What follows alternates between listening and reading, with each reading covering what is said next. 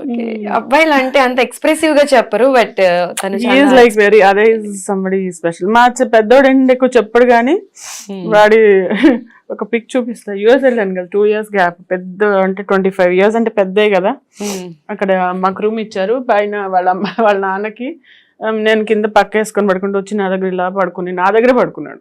Okay. 3 days ఉన్నాడు, 3 days నా దగ్గరకే వచ్చి పడుకున్నాడు వాడు. ఓకే. వెరీ అంటే వాళ్ళు వీ హ్యావ్ సచ్ అంటే అదే నేను చెప్తున్నా, దట్ ఈజ్ మై, అది నా ఆస్తి. కిడ్స్ ని మించిన ప్రాపర్టీస్ అస్సలు ఏమీ లేదు. ఇంకా ఈవెన్ మై హస్బెండ్ ఆల్సో పాపం ఇస్ వెరీ అంటే వెరీ అండర్స్టాండింగ్. చాలా తను ఎలా అంటే సపోర్టివ్. ఓకే. అనుమానపడ్డం, పిచ్చి పిచ్చి కథలు అలాంటివి నాకు లేవు, తనకు లేవు. అంటే ఆ స్పేస్ అనేది నాకు ఉంది. ఐ హ్యావ్ ఆ స్పేస్ అనేది చాలా ఇంపార్టెంట్ నాకు. Okay. So you have a wonderful kids అన్నమాట, and handsome kid also. Thank you. సినిమాలు సీరియల్స్ లో ఎప్పుడు బిజీగా ఉండే మీరు ఎప్పుడైనా షూట్ లో ఉన్నప్పుడు కిడ్స్ ని మిస్ అవుతున్న ఫీలింగ్ వస్తే ఏం చేస్తారు? నేను నా కళ్ళ ముందు నుంచి జరగంగానే మిస్ అవుతా వాళ్ళని. అవునా? అసలు ఓకే. ఎంత అంటే నాకు అటాచ్మెంట్, ఐఎమ్ వెరీ ఎంత అటాచ్డ్ అంటే వాళ్ళ యూఎస్ వెళ్ళాను కదా నేను, అక్కడ మా బాబుని ఒక 2 years గ్యాప్ తర్వాత చూసాను అనమాట. 2 years గ్యాప్ తర్వాత. ఓకే. అక్కడ వాడిని చూసి నేను అరిచిన అరుపుకి కొంచెం రేడియస్ లో ఉన్న వాళ్ళందరూ అదిరిపోయారు. అంటే ఏం జరిగింది?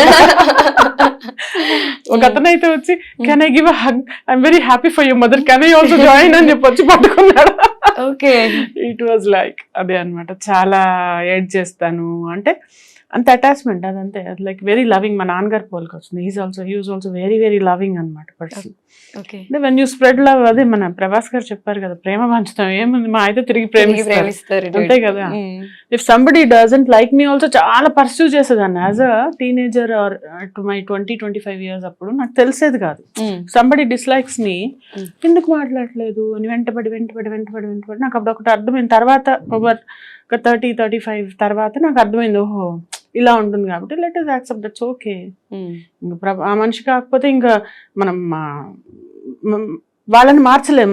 మనం ఫీల్ అయ్యే విధానం మార్చుకోకపోతే మనము ఇబ్బంది పడతాము అని చిన్న చిన్నగా ఈ ట్రైనింగ్కి వచ్చాక నాకు అర్థమైంది, okay we should accept them as they are.